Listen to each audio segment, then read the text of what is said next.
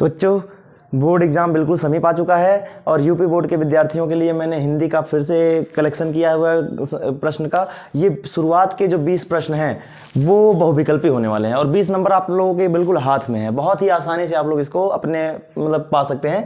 बस आप लोगों को कुछ महत्वपूर्ण क्वेश्चनों को ध्यान से देखना है, याद करना है। इस वीडियो को ज़रूर पूरा देखें, तब जाकर के कहीं ये सब समझ में आने वाला है। जो कभी नहीं पढ़ा है उसको तो आएगा ही, बाकी जो लोग पढ़ चुके हैं वो लोग तो समझेंगे ही। ठीक है, तो पहला क्वेश्चन ये रहा, हिंदी गद्य का आविर्भाव कौन सी शताब्दी में हुआ? हिंदी गद्य का जो आविर्भाव है वो 19वीं शताब्दी में हुआ था। ठीक है, 19वीं शताब्दी में हिंदी गद्य का आविर्भाव मतलब कि शुरुआत। ठीक है, शुरुआत में हिंदी गद्य का 19वीं शताब्दी में हुआ था और जिसका श्रेय जाता है श्री भारतेंदु हरिश्चंद्र जी को। ठीक है, भारतेंदु हरिश्चंद्र जी को जाता है।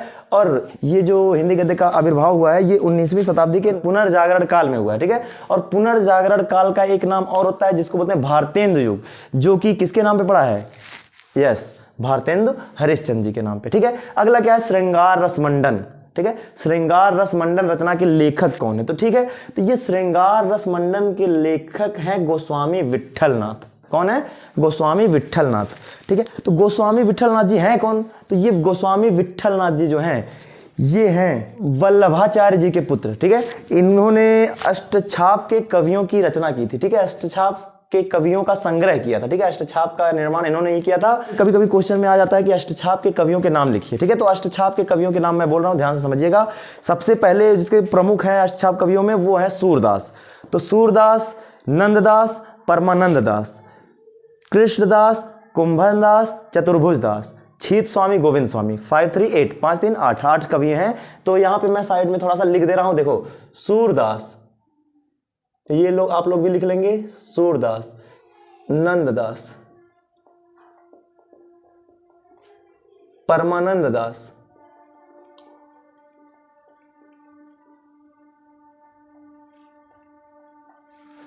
कृष्णदास,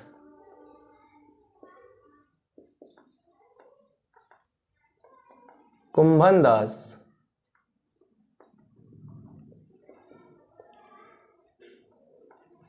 चतुर्भुज दास, छीत स्वामी,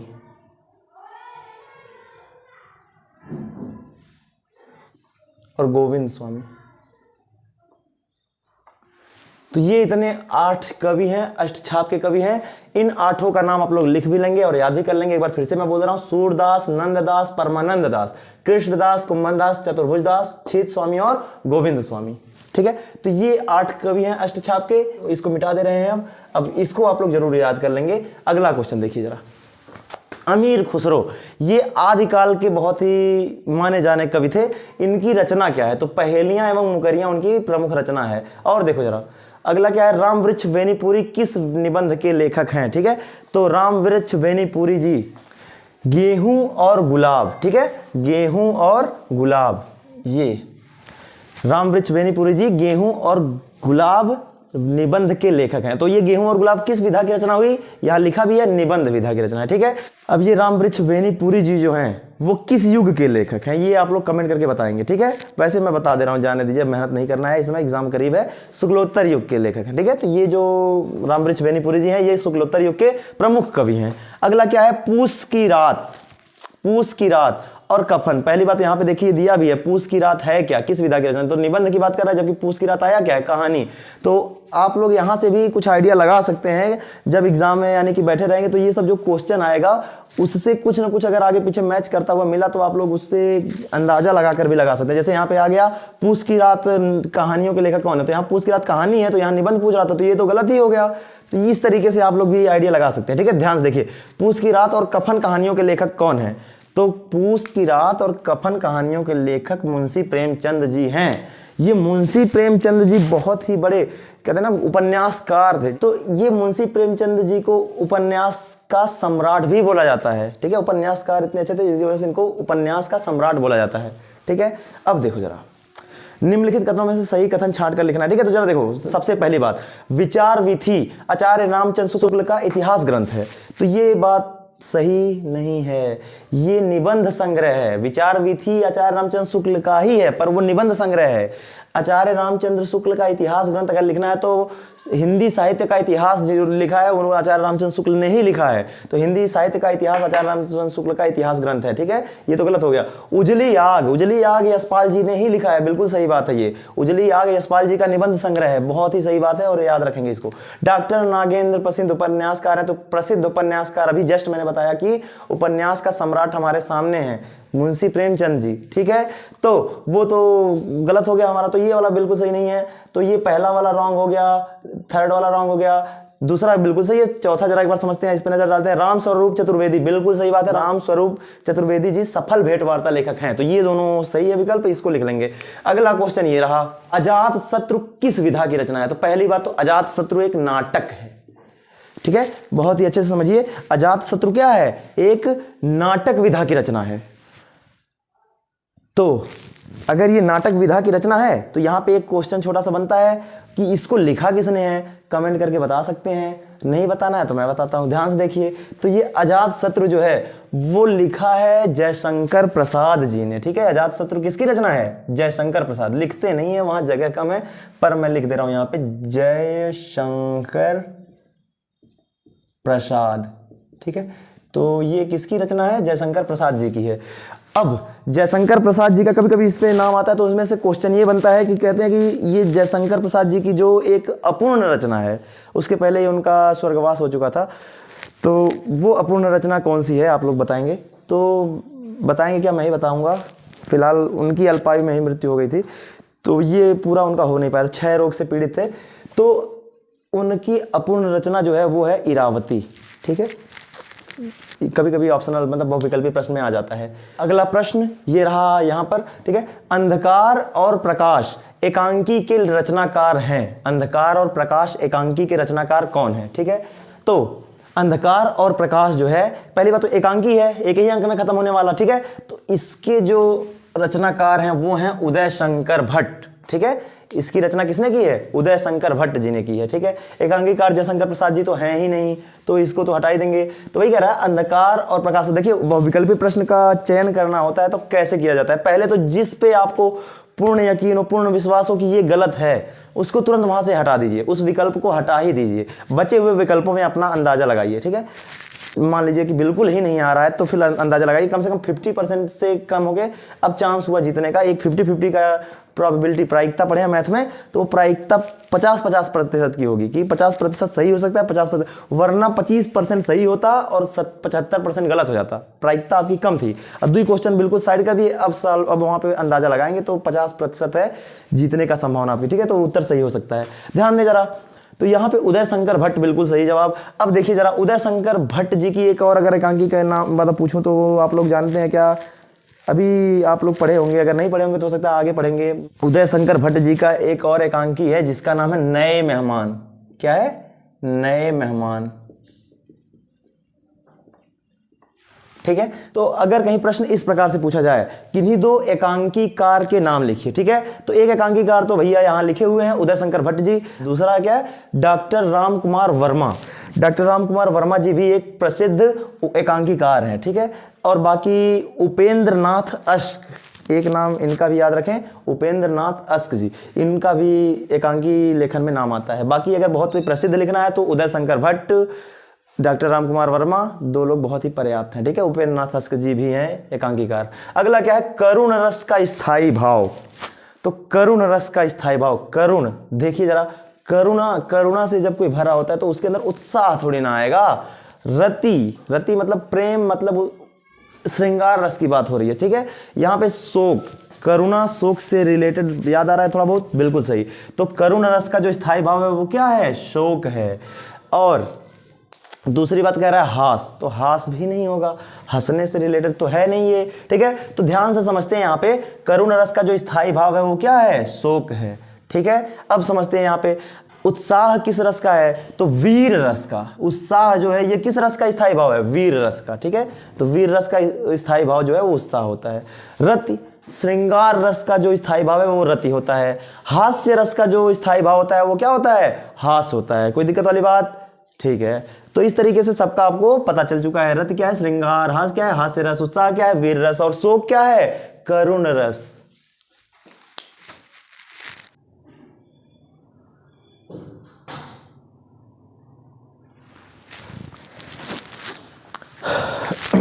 तो बच्चों लाइट चली गई थी, वापस से आते हैं। ठीक है, देखो तो इसके आगे वाला क्वेश्चन क्या है? ये तो सारा हो गया। ठीक है, अगला, चली मानो आंगन कठी ताते राते पाए। ठीक है, इस पंक्ति में, ठीक है, यह एक पंक्ति है, इस पंक्ति में कौन सा अलंकार है ये हमको बताना है। ठीक है, तो ध्यान देना, एक पहचान मैं बता दे रहा हूं, वैसे तो फिलहाल ये मैं बता दे रहा हूं, ये कौन सा अलंकार है? उत्प्रेक्षा अलंकार है। ठीक है, अब उत्प्रेक्षा अलंकार की पहचान कैसे करते हैं? देखो जरा, किसी भी पंक्ति में अगर मनो मनहु जनु जनहु ये शब्द आ रहे हैं, इस प्रकार के शब्द अगर आ रहे हैं, ठीक है, तो उसमें उत्प्रेक्षा अलंकार होता है। ठीक है, तो इसमें कौन सा वाला हो जाएगा? उत्प्रेक्षा अलंकार। अब इसमें अलंकार की अलग से एक वीडियो मैं बनाऊंगा, सभी अलंकारों के बारे में बताऊंगा, फिर उसी से समास के बारे में एक वीडियो बनाऊंगा। ठीक है, तो वो सब अलग अलग वीडियो आएगा, पर आप लोगों के पास अभी इतना समय नहीं है कि उसको पूरा डीपली पढ़े। ठीक है, तो अभी फिलहाल इसमें ये जल्दी से देखते हैं। ठीक है, वीडियो बहुत बड़ी नहीं करनी है। अगला यहाँ पे एक प्रश्न है, 4 चरणों में समान मात्राओं वाले छंद को क्या कहते हैं? 4 चरणों में समान मात्राओं वाले छंद को, देखो 4 चरण होते हैं और चारों चरण में अगर समान मात्राएं हैं तो उसको बोला जाता है सममात्रिक छंद। सारी मात्राएं अगर समान है तो उसको क्या बोलते हैं? सममात्रिक छंद बोला जाता है। ठीक है, अगला क्वेश्चन क्या है? धान कोठी। धान कोठी में कौन सा समास है? तो धान कोठी, धान की कोठी। ठीक है, तो धान की कोठी। ठीक है, और धान की कोठी में समास तो कौन सा समास आएगा? तत्पुरुष समास। कौन सा समास होगा? तत्पुरुष समास। ठीक है, तत्पुरुष समास में कारक कौन सा होगा? तो संबंध कारक। ठीक है, कर्ता ने कर्म को करण से संप्रदान के लिए अपादान से, अब यहाँ पे अपादान से जो है वो अलग होने से है संबंध, का की के ना नी ने, तो यहाँ पे की आया कि नहीं आया? का की के, तो धान की कोठी, तो संबंध कारक हो रहा है। ठीक है, तो तत्पुरुष समास संबंध कारक। ठीक है, इस तरह से ये हो गया। तो इसमें समास खाली पूछा है तो कौन सा समास होगा? तत्पुरुष समास होगा। ठीक है, तो धान की कोठी तत्पुरुष समास। अगला प्रश्न ये रहा, गंगा का पर्यायवाची शब्द है। तो गंगा का पर्यायवाची शब्द, सबसे पहला नाम हमारे आंख बंद करके पूछा जाए तो सबसे पहले आता है क्या? भागीरथी। उसके बाद मंदाकिनी, देव नदी, यानी तीनों जो नाम है वो गंगा के ही हैं, यानी कि गंगा का ही पर्यायवाची है। ठीक है, भागीरथ जी ने लाया था, इसमें भागीरथी बोला जाता है। ठीक है, देवों की नदी बोली जाती है इसको, इसलिए देव नदी हो गई, मंदाकिनी हो गया। ठीक है, तो ये यानी कि कौन सा उत्तर सही होगा? तो घ वाला विकल्प सही होगा। ये सभी यानी सारे ऑप्शन यानी सारे विकल्प सही हैं। तो ये इस तरह से 13 प्रश्न हो चुके हैं। इसको फिर मैं मिटा करके, इन सभी को अब मिटा करके मैं फिर से 13 क्वेश्चन ऐसे लिखूंगा। ठीक है, और लगभग 30-40 बहुविकल्पिक प्रश्न मैंने कुछ सेलेक्ट किए हैं। उतना अगर आप लोग तैयार कर लेते हैं तो समझ लीजिए कि, और थोड़ा बहुत जो बातें मैं इससे रिलेटेड बता दे रहा हूँ वो सारी बातें अगर आप लोग तैयार रखते हैं तो मुझे नहीं लगता कि 20 नंबर इधर उधर एक भी होगा इधर उधर। ठीक है, सारे नंबर आपके आ जाएंगे। ठीक है, तो बहुत ही अच्छे से देखते रहिएगा। और उसके पहले अगर आप लोग वीडियो पर नए हैं तो फिर लाइक और सब्सक्राइब वाली बातें आप लोगों को पहले से ही पता है तो वो कर लीजिएगा। अगला क्वेश्चन इस प्रकार से है, ध्यान से देखते हैं। ठीक है, तो देखो जरा, पित्रादेशः का संधि विच्छेद है। पित्रादेशः का संधि विच्छेद करना। ठीक है, तो संधि विच्छेद आप लोगों को अच्छे से आता ही होगा। तो पित्रादेशः का संधि विच्छेद क्या होगा? तो देखो, पितृ धन आदेश है, ख वाला विकल्प सही हो जाएगा। पितृ धन आदेश है, यहाँ पे पिता की आज्ञा, पितृ, यहाँ पे री और यहाँ पे आ, री और आ मिलकर के रा हो जाएंगे, तो पित्रादेश है। ठीक है, तो तय के नीचे रह लग जाएगा, पित्रादेश है। तो ये पहला हो गया। और दूसरा देखो, फलानाम शब्द की कौन सी विभक्ति एवं वचन है? फलानाम शब्द फल की कौन सी विभक्ति एवं वचन है? तो देखो जरा, फलानाम, अगर ये आप लोगों को याद हो तो अच्छी बात है, बाकी जो इंपॉर्टेंट वाला है मैंने लिख दिया है, याद कर लेंगे। बाकी कैसे याद करेंगे इसके अगले वाले वीडियो में मैं बताऊंगा। अभी यहाँ पे देखते हैं, अब ये पूरा पढ़ाया जाए ऐसा तो पॉसिबल है नहीं, एग्जाम बस बिल्कुल करीब में, तो जो इंपॉर्टेंट है वो आप लोग पढ़िए, बहुत ही मतलब ज़्यादा नहीं है, कुछ ही है। तो फलानाम शब्द जो है वो षष्ठी विभक्ति बहुवचन है। ठीक है, फलानाम जो है फल की षष्ठी विभक्ति और बहुवचन है। ठीक है, अगला देखते हैं, पठ। पठ धातु का जो लट लकार है, लट लकार मतलब वर्तमान काल की बात हो रही है। ठीक है, प्रथम पुरुष द्विवचन, तो प्रथम पुरुष द्विवचन जो होगा वो हो जाएगा पठतः। ठीक है, पठतः, तो क्या होता है? पठति पठतः पठन्ति, एक वचन पठति, द्विवचन पठतः, और बहुवचन में क्या हो जाता है? पठन्ति। पठति पठतः पठन्ति, तो ये पठतः जो हो गया यही हमारा लट लकार का प्रथम पुरुष द्विवचन है, पठ, पठ धातु का। ठीक है, अगला क्या है? हस धातु। हस धातु के ऋट लकार का मध्यम पुरुष द्विवचन है, ठीक है। तो देखो जरा, हस धातु के ऋट लकार का मध्यम पुरुष द्विवचन, ठीक है, वो होगा हसिष्यथ है। कौन सा होगा? हसिष्यथ है, ठीक है। अगला, निम्नलिखित में से कौन से प्रसिद्ध आलोचक हैं? तो 4 लेखकों के नाम यहाँ पे दिए हुए हैं, इसमें से प्रसिद्ध आलोचक कौन है? तो आलोचक का नाम आते ही सबसे पहले दिमाग में एक ही नाम आना चाहिए, वो है आचार्य रामचंद्र शुक्ल, ठीक है। बहुत ही अच्छे आलोचक, इनकी बहुत सारी आलोचनाएं हैं, ठीक है। तो प्रसिद्ध आलोचक हो जाएंगे कौन? आचार्य रामचंद्र शुक्ल, ठीक है। बाकी अगला देखो, खड़ी बोली की प्रथम गद्य रचना मानी जाती है, ठीक है। तो खड़ी बोली की जो प्रथम गद्य रचना है वो है गोरा बादल की कथा, ठीक है। प्रथम खड़ी बोली की प्रथम गद्य रचना जो है वो है गोरा बादल की कथा, और इसको लिखा किसने है? जटमल ने। किसने? जटमल। जटमल द्वारा कृत गोरा बादल की कथा खड़ी बोली की प्रथम गद्य रचना मानी जाती है, ठीक है। और ये जो है एक बहुत इंपॉर्टेंट, ये भी पूछा था क्या भूलूं क्या याद करूं, तो ध्यान से देखिए, ये जो क्या भूलूं क्या याद करूं जो है, ये हरिवंश राय बच्चन जी की कृति है, हरिवंश राय बच्चन जी की रचना है, जो कि किस विधा पर है? आत्मकथा है। इनकी एक और है जो कि नीड़ का निर्माण, फिर वो भी उन्हीं की रचना है, ठीक है। किसकी? हरिवंश राय बच्चन जी की, ठीक है। और देखते जरा, गिरती दीवारें के रचनाकार हैं, गिरती दीवारें के रचनाकार हैं, तो आप लोग जल्दी से कमेंट करके देख लीजिए एक बार, फिर मैं ऑप्शन चेक करिएगा, मतलब फिर वीडियो पॉज करके पहले कमेंट करके देखिए, ठीक है। तो 1 2 3 स्टार्ट करते हैं। देखो, गिरती दीवारें जो है इनके रचनाकार हैं उपेंद्रनाथ अस्क जी, ठीक है, उपेंद्रनाथ अस्क। अब ये उपेंद्रनाथ अस्क जी हैं, अच्छी बात है, लेकिन ये किस विधा की रचना है ये भी आप लोग कमेंट करके देख लीजिए एक बार, ठीक है। तो अब मैं बताता हूं, ये उपन्यास है, उपेंद्रनाथ अस्क जी के द्वारा लिखित एक उपन्यास है गिरती दीवारें। ऊ से उपेंद्रनाथ, ऊ से उपन्यास, याद रख लीजिए ऐसे भी, ठीक है। गिरती दीवारें उपेंद्रनाथ अस्क और उपन्यास विधा पर है, ठीक है। अगला बहुत ही इंपॉर्टेंट अक्सर आने वाला क्वेश्चन, सरस्वती पत्रिका।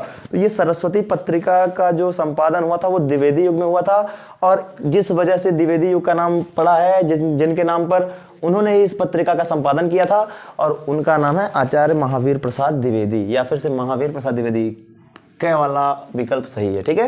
तो सरस्वती पत्रिका का संपादन आचार्य महावीर प्रसाद द्विवेदी जी ने 1903 ईस्वी में किया था। अगला क्या है? सुमित्रा नंदन पंत की रचना। तो यहाँ पे जो ऑप्शन दिया उसके हिसाब से हम लोग बात करते हैं, बाकी अभी इसके एक पूरा जब खत्म हो जाएगा बहुविकल्पी प्रश्न, उसके बाद हम लोग और अच्छे महत्वपूर्ण प्रश्नों पर भी चर्चा करेंगे, पर अभी के लिए ये समझते हैं, ठीक है। तो सुमित्रा नंदन पंत की जो रचना है, वैसे सुमित्रा नंदन पंत जी का एक महाकाव्य भी है, ठीक है, जिसका नाम क्या है? लोकायतन है, ठीक है। सुमित्रा नंदन पंत जी का जो महाकाव्य है वो लोकायतन है, ठीक है। बाकी इस वाले ऑप्शन के हिसाब से अगर देखें, विकल्प के हिसाब से देखें, तो युगांत जो है ये सुमित्रा नंदन पंत जी की रचना है। अब सुमित्रा नंदन पंत जी का अगर जीवन परिचय नहीं याद है तो एक बार, अब याद करने का समय तो रहा नहीं, आप लोग याद किए नहीं होंगे, बाकी जिसको याद होगा वो काफी सही है उन लोगों के लिए, और ये सब इजी में से क्वेश्चन में से आता है, ठीक है। अगर जीवन परिचय कवियों के याद किए हैं, लेखकों के याद किए हैं, तो उसी में से क्वेश्चन उठा के बनाया जाता है। ये जो 20 नंबर के बहुविकल्पी प्रश्न बनने वाले हैं उसी में से बनने वाले हैं, ठीक है। तो आप लोग अच्छे से याद रखिए। बाकी यहाँ पे देख लो, साकेत, साकेत किसका रचना है, किसकी रचना है? तो साकेत है मैथिली शरण गुप्त जी की रचना, ठीक है। ये भी एक महाकाव्य है, साकेत महाकाव्य मैथिली शरण गुप्त जी ने लिखा है, ठीक है। अगला यशोधरा जो है ये भी मैथिली शरण गुप्त जी की ही रचना है, ठीक है। पथिक, तो पथिक जो है वो डॉक्टर रामनरेश त्रिपाठी जी की रचना है, तो उतना इंपॉर्टेंट नहीं है, ये दोनों इंपॉर्टेंट है, ठीक है। यशोधरा और साकेत दोनों मैथिली शरण गुप्त जी की रचना है, ठीक है। अगला, मुख मयंक सम मंजू मनोहर, सम, सम मतलब समान, और जहां पर भी तुलना करने का बोध हो, ठीक है, उपमेय की उपमान से तुलना की जाए तो वहां पे उपमा अलंकार होता है, उपमा देना, ठीक है। तो यहाँ पे मुख का मयंक के साथ तुलना किया गया है, ठीक है। मुख जो है चंद्रमा के समान क्या है? मनोहारी है, ठीक है, मनोहर है, ठीक है। तो मुख की तुलना किसके साथ की गई है? चंद्रमा के साथ, ठीक है। तो मुख मयंक सम मंजू मनोहर, तो यहाँ पे उपमेय की तुलना उपमान से की गई है, तो वहां पे उपमा अलंकार होता है। और अगर कहीं उपमेय में उपमान का भेद रहित आलोप हो, मतलब उपमेय ही उपमान हो, ऐसा टाइप का हो, जैसे चरण कमल बंदो हरिराई, ठीक है। तो यहाँ पे चरण, कमल रूपी चरण, कमल रूपी चरण बोला जा रहा है, ठीक है। तो यहाँ पे कमल रूपी चरण है, यानी कि कमल रूपी चरण है, कमल के जैसा नहीं, कमल रूपी चरण। तो यहाँ पे भेद रही तालोप है, पूरा पूरा उपमेय को उपमान ही बताया जा रहा है, तो वहां पर रूपक अलंकार होता है। ठीक है, तो बस यही सब बातें हैं। अनुप्रास अलंकार का मतलब जो एक ही अक्षर फिर भी पढ़े, तो एक ही अक्षर बार बार आए तो उसी को बोलते हैं अनुप्रास अलंकार। ठीक है, समझते हैं यहाँ पे अगला क्वेश्चन, यद्यपि। ठीक है, तो यद्यपि का संधि विच्छेद क्या बनेगा, यदि धन अपि, यद्यपि। ठीक है, इसमें अगर कहा जाए कि इस कौन सी संधि है, यद्यपि में कौन सा संधि है, तो यहां पर यण संधि है। ठीक है, यद्यपि में कौन सा संधि है, यण संधि है। अगला देखते हैं जल्दी से, हस धातु का लट लकार का मध्यम पुरुष एक वचन है। तो देखो लट लकार का मध्यम पुरुष, अब यहां पे मध्यम पुरुष आ गया और एक वचन कह रहा है। ठीक है, तो हसत, हसते, हसंती, फिर आता है हससी, हसते, हसत। ठीक है, तो यहां पे दूसरा वाला क्या बना, हससी। ठीक है, तो हसती, हसते, हसंती, उसके बाद से आता है हससी, हसते, हसत। ठीक है, तो हससी जो है वो मध्यम पुरुष एक वचन, हमसे पूछ भी क्या रहा है, मध्यम पुरुष एक वचन, तो कौन सा वाला सही रहेगा, हससी। अगला देखो, यथा संभव, यथा संभव में कौन सा समास है, तो यथा संभव में अव्ययी भाव समास है। अव्ययी भाव समास का मतलब क्या होता है, वह शब्द जिसमें पूर्व शब्द प्रधान हो। तो यहाँ पे यथा संभव, जहां तक संभव हो, तो संभव की बात तो हो ही रही है, बस यथा संभव, जहां तक संभव हो, तो यथा ही शब्द जो है वो प्रधान है यहाँ पे, और यथा पूर्व में आ रहा है, इसलिए ये जो समास होगा कौन सा समास होगा, अव्ययी भाव समास होगा। समझ में आया। ठीक है, इसके बाद वाला क्वेश्चन पे हम लोग डिस्कस करते हैं। ठीक है, देखो जरा,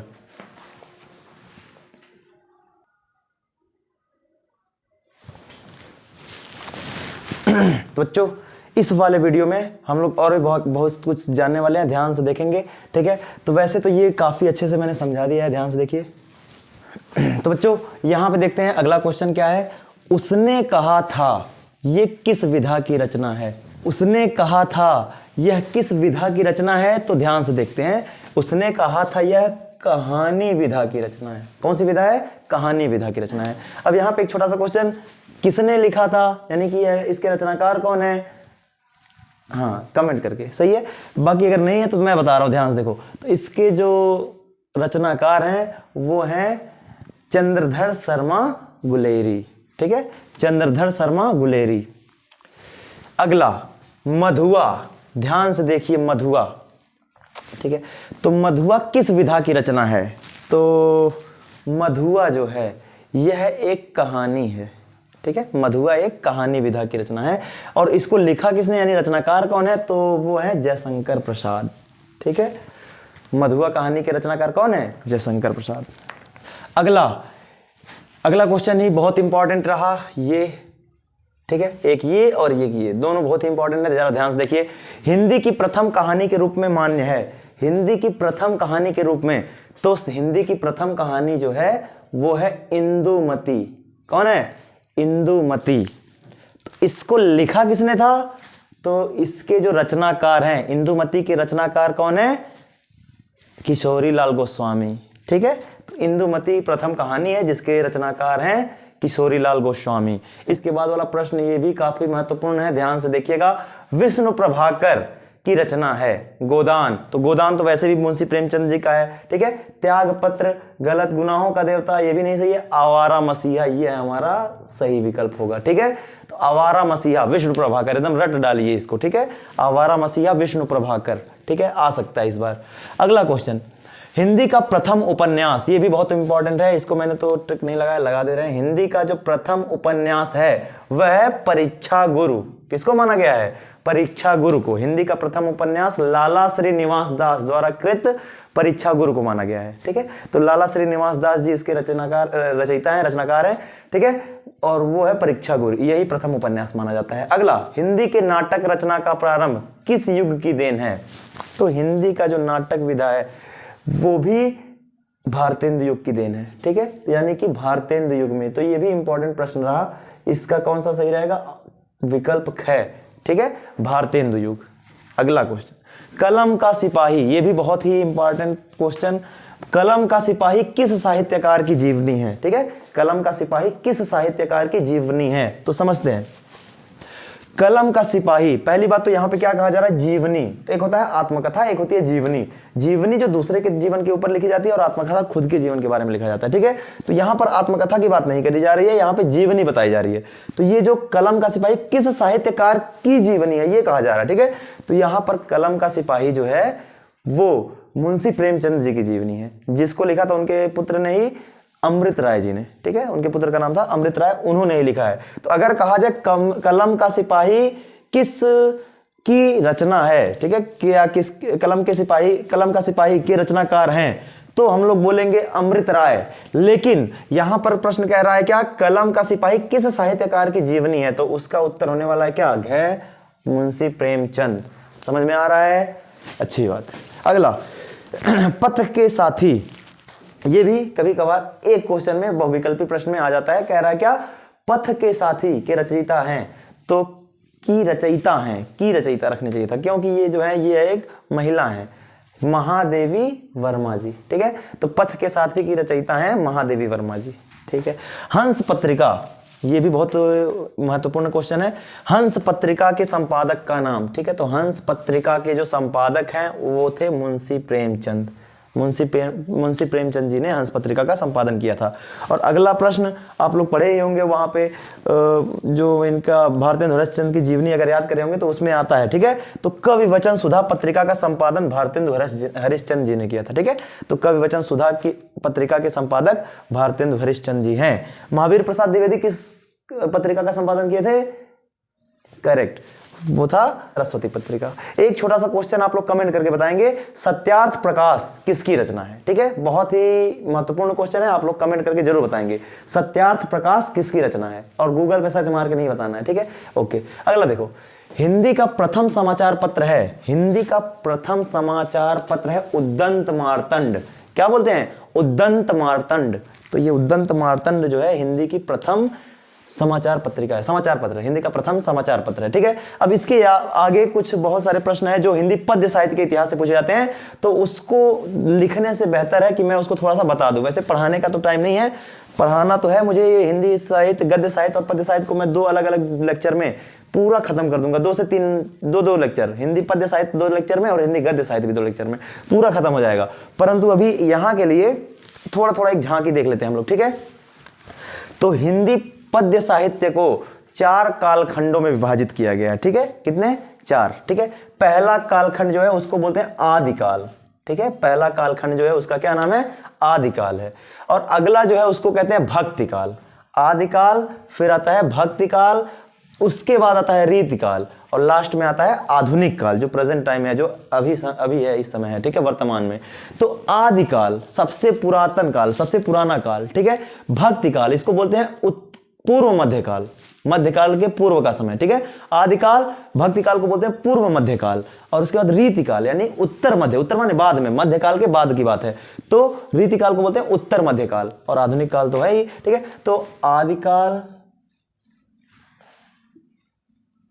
भक्तिकाल, रीतिकाल, आधुनिक काल, ठीक है। अब आदिकाल से प्रश्न पूछे जाते हैं, ठीक है। तो आदिकाल के अन्य नाम बताइए, ठीक है। आदिकाल का अन्य नाम पूछा जाता है, तो आदिकाल को चारण काल, राशो काल, वीरगाथा काल, ठीक है, ये सारे जो है नाम ये आदिकाल के हैं, ठीक है। अब वहां पे जो, क्योंकि देखो राशो काल इसलिए बोला जाता है क्योंकि जितने भी ग्रंथ हैं उसका जो कृति होता है सबके अंत में राशो लगा रहता था, ठीक है। परमाल राशो, ठीक है, बीसल देव राशो, जितने भी सब राशो हैं, तो इस वजह से इसको क्या राशो काल भी बोला जाता है, चारण काल बोला जाता है, आदिकाल, सिद्ध सामंत काल भी बोला जाता है उसी को, ठीक है। तो ये सारे नाम जो है वो आदिकाल के हैं। अब आदिकाल का जो मतलब आदिकाल की जितनी रचनाएं हैं उनकी भाषा की भी बात पूछी जाती है कि इसकी भाषा क्या थी, तो इसकी भाषा डिंगल एवं पिंगल थी, ठीक है। इसकी 2 भाषाएं डिंगल और पिंगल, ये दोनों भाषाओं में इस काल की जो कृतियां हैं वो करी गई हैं, ठीक है। अगला क्या है, भक्तिकाल। तो भक्तिकाल को देखो मैंने एकदम सिस्टमेटिक आगे बढ़ाया हुआ है।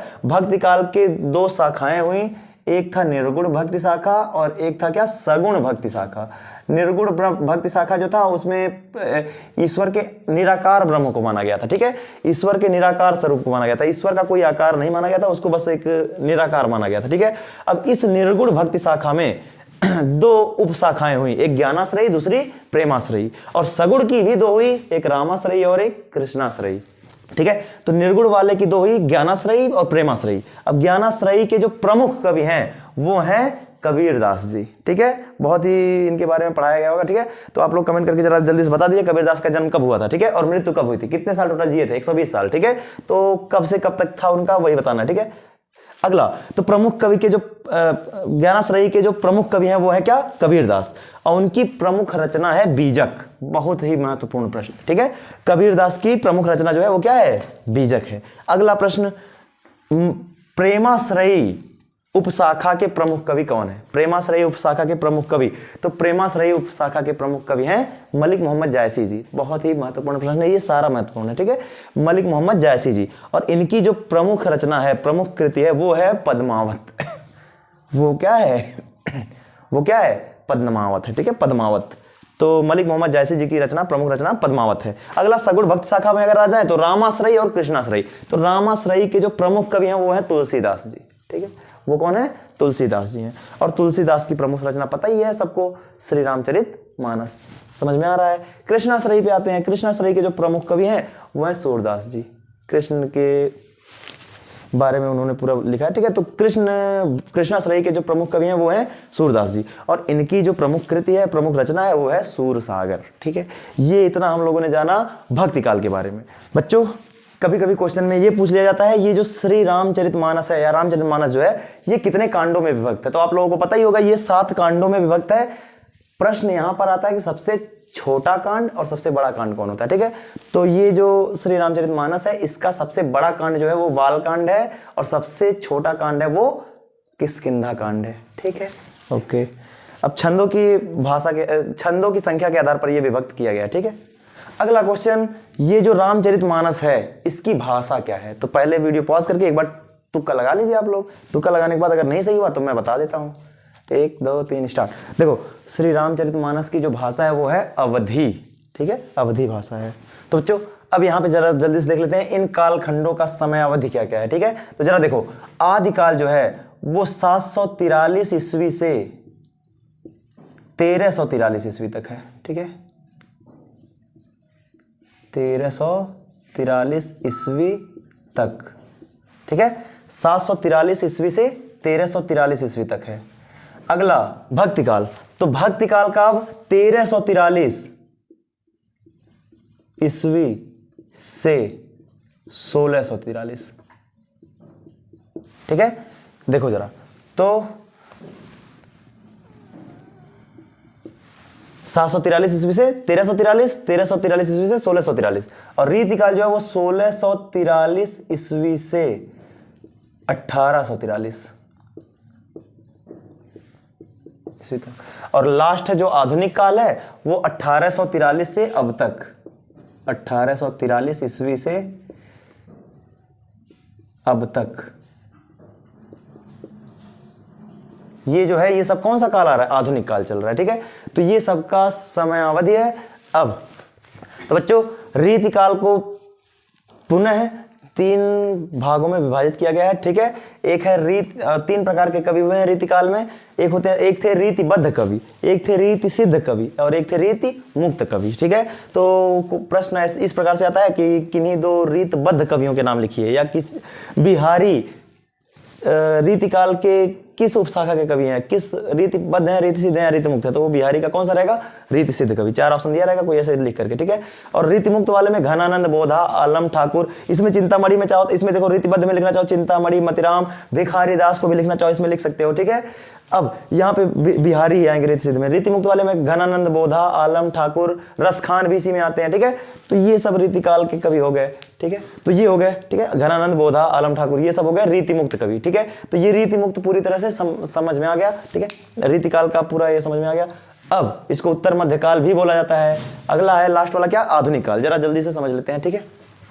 तो बच्चों, आधुनिक काल को पुनः विभाजित किया गया है 5 युगों में। पहला है भारतेंद्र युग, फिर द्विवेदी युग, छायावादी युग, प्रगतिवादी युग और अंतिम है आधुनिक कविता बोलते हैं या फिर प्रयोगवादी युग। ठीक है, तो कविताओं पर नए नए प्रयोग इसी प्रयोगवादी में ही होते हैं। ठीक है, तो समझते पहला भारतेंदु युग। तो ये जो भारतेंदु युग है वो 1868 ईस्वी से 1900 ईस्वी तक है। ठीक है, 1868 ईस्वी से 1900 ईस्वी। और इसके जो प्रमुख कवि हैं वो है भारतेंदु हरिश्चंद्र जी। उसके बाद प्रताप नारायण मिश्र जो है ये भी उसी युग से आते हैं। तो क्वेश्चन कैसे बनता है हमारे एग्जाम में, कहता है कि भारतेंदु युग के किन्हीं दो प्रमुख लेखकों या कवियों के नाम लिखिए। ठीक है, तो वो दोनों क्या हो जाएंगे, भारतेंदु हरिश्चंद्र और प्रताप नारायण मिश्र लिख लेंगे। सही बात है। ठीक है, अगला है द्विवेदी युग। द्विवेदी युग कहां से कहां तक है, तो 1900 ईस्वी से 1920 ईस्वी तक। ये 20 ईस्वी तक माना जाता है, इसमें थोड़ा बहुत आगे पीछे रहता है, कुछ लोग 22 बताते हैं, कुछ 18 बताया जाता है, पर वास्तव में देखा जाए तो 1900 ईस्वी से 1920 ईस्वी तक है। ठीक है, इसके प्रमुख कवि, वैसे तो द्विवेदी युग जिनके नाम पे पड़ा है वो प्रमुख कवि बनेंगे महावीर प्रसाद द्विवेदी। और एक दो अगर लिखना चाहो तो आप लोग लिख सकते हैं, क्या, मैथिली शरण गुप्त। ठीक है, तो महावीर प्रसाद द्विवेदी और उसके आगे लिख सकते हैं क्या, मैथिली शरण गुप्त। ठीक है, अगला क्या है, छायावादी युग। तो देखो छायावादी का क्वेश्चन ये आता है कि छायावादी के 4 स्तंभ कवि। देखो तो छायावाद है कब से कब तक, 1900 से 1920 तक तो द्विवेदी चला। ये 18 से ही स्टार्ट हो जाता है। छायावाद का जो बीज है वो यहां से अंकुरित होने लगता है 1918 से ही अंकुरित होना शुरू हो जाता है। ठीक है, तो ये जो छायावाद है इसके 4 प्रमुख स्तंभ कवि हैं। ठीक है, वो चारों स्तंभ कवि क्या है, प्रसाद, पंत, निराला, वर्मा। प्रसाद मतलब जयशंकर प्रसाद, पंत का मतलब सुमित्रानंदन पंत, प्रकृति के सुकुमार कवि सुमित्रानंदन पंत। ठीक है, अगला सूर्यकांत त्रिपाठी निराला। ठीक है, तीसरे हैं सूर्यकांत त्रिपाठी निराला और लास्ट में वर्मा मतलब महादेवी वर्मा जी। ठीक है, तो ये चारों छायावाद युग के प्रमुख लेखक हैं, प्रमुख कवि हैं, 4 स्तंभ कवि भी बोला जाता है। ठीक है, अगला जो है प्रगतिवादी युग। तो प्रगतिवादी युग में तो बहुत ही, तो देखो प्रगतिवादी होता कब से है, तो 1936 से 1943। ये जो प्रगतिवादी युग है वो 1936 से 1943 तक है। ठीक है, इसके जो प्रमुख कवि हैं नागार्जुन हैं, केदारनाथ अग्रवाल हैं, त्रिलोचन है। ये तीनों बहुत ही महत्वपूर्ण है, बाकी और भी बहुत सारे लोग हैं। ठीक है, तो नागार्जुन, केदारनाथ अग्रवाल, त्रिलोचन, ये 3 नाम आप लोग याद रखिए, उसको प्रगतिवादी में लिख देंगे। लास्ट में प्रयोगवादी जो धारा है, प्रयोगवादी युग है या फिर कह सकते हो नई कविता है, वो 1943 से अब तक है, पूरी अब तक जो चली आ रही सब है। ठीक है, तो 1943 से अब तक इसका श्रेय सबसे पहले जाता है अज्ञेय जी को। ठीक है, अज्ञेय जी का पूरा नाम भी आता है कभी कभी, तो उनका नाम है पूरा सच्चिदानंद हीरानंद वात्स्यायन अज्ञेय, सच्चिदानंद हीरानंद वात्स्यायन अज्ञेय। ठीक है, तो ये हो गया अज्ञेय जी का पूरा नाम। इसके बाद एक और कवि अगर लिखना चाहो तो धर्मवीर भारती। ठीक है, तो 2 कवियों के नाम आप लोग याद रखें, और इसको फिर से जब मैं चैप्टर कवर करूंगा तब पढ़ाऊंगा पूरा अच्छे से, पर आप लोगों के पास इतना समय नहीं है, अब एग्जाम बिल्कुल करीब में है, तो आप लोग इतना ही पढ़ लीजिए। बहुत कुछ इसमें से आने वाला है, 20 नंबर का क्वेश्चन वैसे भी आप बहुविकल्पी बनने वाला है, तो इतना तैयार रखिए, अधिकतम क्वेश्चन मिल जाएंगे इसमें से। ठीक है, और जो थोड़े बहुत प्रश्न अगर नहीं मिल पाते हैं तो अभी इसके बाद हम लोग अति लघुत्तरी प्रश्न करेंगे, फिर लघुत्तरी प्रश्न करेंगे, तो 2-3 वीडियो में ये पूरा हिंदी समाप्त हो जाएगा। हिंदी में डरना बिल्कुल नहीं है, 90+ का स्कोर करेंगे आप लोग, बस एक बार ध्यान से इसको समझते रहिए। ठीक है, तो बस आज के लिए इतना ही, मिलेंगे फिर अगले वीडियो में, बाय।